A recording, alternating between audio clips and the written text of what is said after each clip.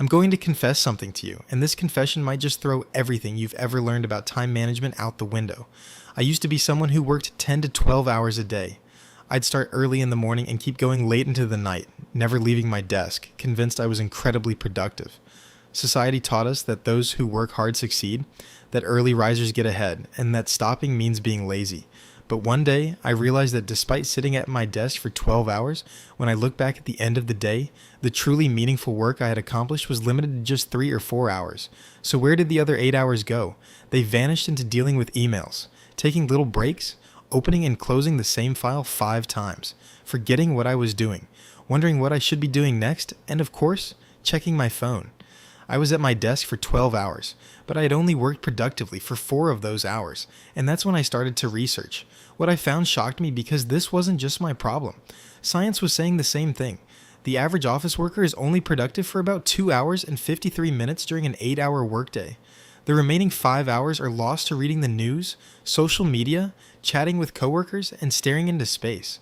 But what if I told you that you could cut that 12-hour desk session down to just 4 hours and still get more done? Let me share with you the scientific way to manage your energy and focus. The information in this video will transform you from someone who works hard but produces little into someone who works less but achieves a lot. Before we begin, I need to share a crucial truth with you, and this truth won't sit well with the time management industry. Time management doesn't actually exist. You, Elon Musk, a high school student, and a retired grandfather all have 24 hours in a day. Not more, not less. You can't stretch time. You can't squeeze it or save it up. Time is unmanageable because it's not a controllable resource. So what's the factor that makes successful people successful? Why can one person accomplish 10 times more in the same 24 hours? It's not because of time, it's because they manage their energy and focus. Let me explain this with a car analogy. Everyone has the same amount of fuel in their tank. Let's say we have 24 hours of fuel, but one person uses that fuel to crawl through city traffic, going just 50 kilometers, while another person travels 300 kilometers at a steady speed on the highway with the same amount of fuel. The amount of fuel is the same. The difference lies in how it's used. Your brain also has an energy reservoir, and that reservoir is limited. It starts full in the morning. You spend it throughout the day. Most people waste this energy by constantly switching tasks and suffering from decision fatigue. When you get home in the evening, the energy reservoir is empty, but no work has been accomplished. Today, I'm going to show you how to use this energy reservoir efficiently. I'll discuss 5 scientific principles.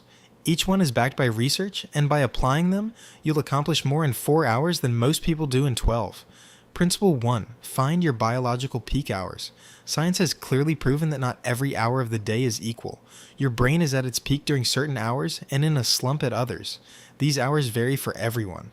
There's a field of study called chronobiology that examines people's biological clocks, or the circadian rhythms I mentioned earlier. Research shows that people roughly fall into 3 chronotypes: early birds, night owls, and intermediates. Early birds wake up refreshed around 6 to 7 a.m., with their most productive hours between 8 a.m. and noon. Their energy dips around 2 to 3 p.m., and by 10 p.m., their brains start to shut down.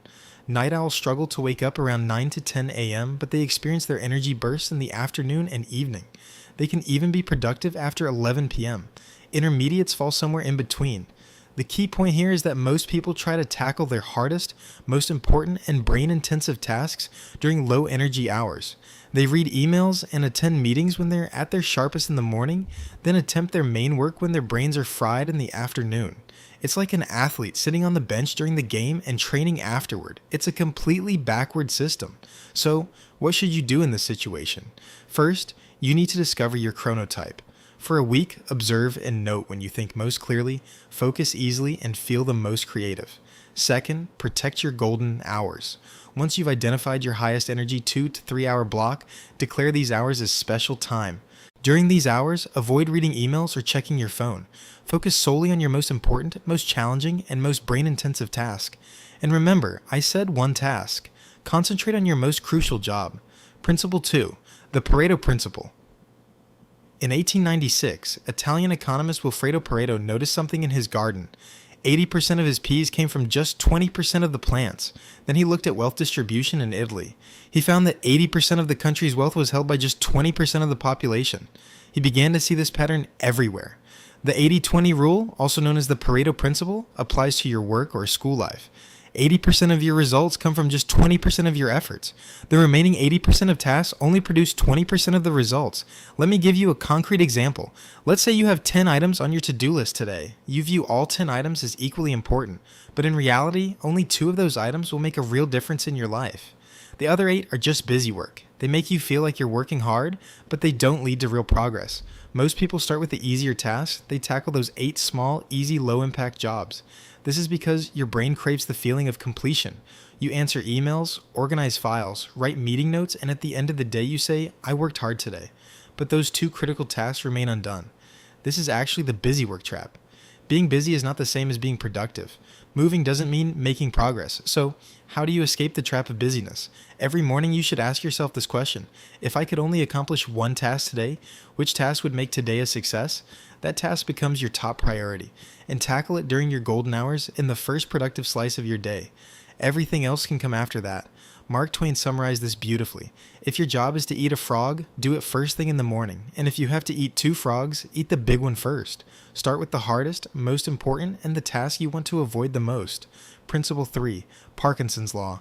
This principle is something most people haven't even heard of, yet it can change your life. In 1955, British historian Cyril Northcote Parkinson published an article and stated this: work expands to fill the time allotted for its completion. What does that mean? If you give yourself a week to write a piece, it will take you a week to finish it. But if you give yourself just 3 hours to write the same piece, you would finish it in 3 hours, and the quality would be nearly the same.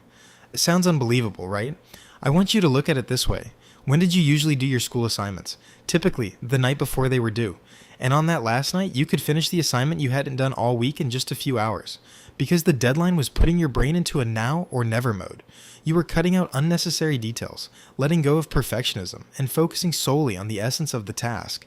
Parkinson's Law tells us that if you give a task too much time, you fill that extra time not with actual work, but with unnecessary details, constant checking, and procrastination. We can turn this to our advantage. Create artificial deadlines. Set yourself realistic but tight timeframes for each task. I'll finish this report in 2 hours and set the timer. I'll write this email in 5 minutes. I'll prepare this presentation in 45 minutes. Set deadlines like these for yourself. And here's a psychological trick we can apply. I want you to keep the time a bit short, because when your brain perceives danger, when the feeling of I might not make it kicks in, your prefrontal cortex kicks into high gear and focuses your attention like a laser. In a comfortable time frame, however, your brain starts to slack off. But I must also say this. This doesn't mean rushing or compromising on quality. It means cutting out unnecessary time. The difference between writing a report in a week and writing it in 3 hours is often not about wanting it to be high quality. It's mostly due to unnecessary perfectionism and procrastination. Principle 4.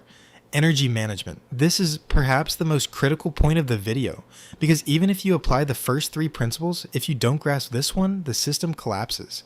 In my video on distraction, I explained that the brain operates in 90-minute ultradian rhythm cycles. This applies to time management as well. The brain can perform at a high level for about 90 minutes, then it needs a 15-20 minute break. But most people view breaks as a waste of time. They think, if I take a break, I'll get less done. That's completely wrong. What happens when you push through without a break is this. If your productivity in the first 90 minutes isn't at 100%, it drops to 60% in the second 90 minutes without a break. In the third 90 minutes, it plummets to 30%. And in the fourth 90 minutes, you're sitting at your desk, but in reality, you're producing nothing. You're just staring at the screen, pretending to work. You might spend a total of 6 hours at your desk, but the actual time you're truly productive could be 3 hours, or maybe even less. Now think about it this way. Work for 90 minutes, then take a 20-minute break. Work for another 90 minutes and take another 20-minute break. In total, you'll spend about 4 hours at your desk. But since your productivity remains close to 90% to 100% during each 90-minute block, you're actually more productive than those 3 hours suggest. In other words, you've accomplished more by sitting less. Think of it like a boxing match. What happens if a boxer throws punches nonstop for 12 rounds? They start strong in the first 3 rounds. Then their arms get heavy, reflexes slow down, and by the final rounds, they can barely stay on their feet. But if they take a minute to sit and catch their breath between rounds, they can stay strong throughout all 12 rounds. Your brain works just like a boxer, and it needs rest between rounds. Those who take breaks say they return to their desks, feeling as fresh as the morning, because the brain truly gets rested and ready to refocus. Principle 5. The 2-minute rule and batch processing. Now let's move on to our final principle. This principle alone can save you 1 to 2 hours each day. Throughout the day, it's not the big tasks that drain you the most, but the small ones. Emails that need replies, messages that need to be sent, phone calls that need to be made, documents that need signatures, and decisions that need to be made. Each of these tasks takes between 2 to 5 minutes, but there are so many of them that they end up consuming a large portion of your day. And worse, you experience context switching between each small task, from reports to emails, emails to messages, and messages back to reports. I want you to remember the research by Sophie Leroy from the University of Minnesota. With each task switch, a portion of your attention gets left behind, and this residue builds up over time. Let's break down the solution into 2 parts. The first part is the 2-minute rule. This rule comes from David Allen's system. The rule states that if a task will take less than 2 minutes, do it immediately. Don't write it on a list, don't postpone it, don't try to remember it. Just do it right away and get it off your mind. Because writing that small task on a list, remembering it, and then doing it will take more than 2 minutes in total. And every small task you postpone acts like an open tab in your brain, draining your energy in the background. The second part is batch processing. Gather tasks that take longer than 2 minutes but aren't critical, and handle them at specific times during the day. Check your emails only twice a day, at 10 a.m. and 3 p.m. Respond to messages at designated times. Make phone calls in a single block, because every email check, every glance at a message is an interruption that disrupts your current work. Research shows that it takes an average of 23 minutes to return to full concentration after an interruption. So, when you say, "I'll just check my email for a second," and end up responding in 30 seconds, your brain actually takes 23 minutes to fully return to the task you were doing before that email. If you check your email 10 times a day, and most people check it far more often, that adds up to a staggering 230 minutes of lost focus. That's nearly 4 hours wasted just because of email interruptions. Batch processing eliminates this loss. When you check your email just twice a day, you only experience context switching 2 times. This means the rest of your time can be dedicated to uninterrupted, deep work. Alright, now let's turn these 5 principles into a concrete daily plan. Let's say your golden hours are from 8 a.m. to 12 p.m. Here's how those 4 hours should look. Before you sit down at your desk, identify your one critical task for the day. Choose your frog. Ask yourself, if I could only accomplish one thing today, what would it be? Keep your phone in another room. Turn off notifications and close your email. You have just one critical task to focus on. Set your timer and get started. Be outside the world for 90 minutes. Let yourself breathe a little. The second 90-minute block begins now. If you've completed your critical task in the first block, you can now move on to the most important task of the second block. If you haven't finished, keep going. It will be uninterrupted again. 11:20 a.m. Time for the second break. Take 20 minutes to rest your brain. 11:40 a.m. We've arrived at the batch processing block. Now open your emails and respond to your messages. Take care of tasks that take less than 2 minutes. Make your phone calls. Limit this block to 40 minutes. 12:20 p.m. Congratulations, you've completed your day. Just 4 hours, but in those 4 hours you accomplished 2 90-minute deep work sessions. Plus, you completed 1 batch processing block. The total time you were truly productive is about 3.5 hours. That's more than the average person who sits at this desk for 10 hours and is productive for only 2 hours and 53 minutes, and the rest of the day is yours. Go exercise, read a book, spend time with friends, pick up a hobby, or if you prefer, tackle low-energy tasks in the afternoon, but you're actually finishing your main tasks by morning. Now, I need to give you one more warning. When you start applying this system, you'll feel a strange discomfort inside. Did I really only work for 4 hours? Is that enough? You'll start thinking you should do more. This thought is a trap, and it's called busyness addiction.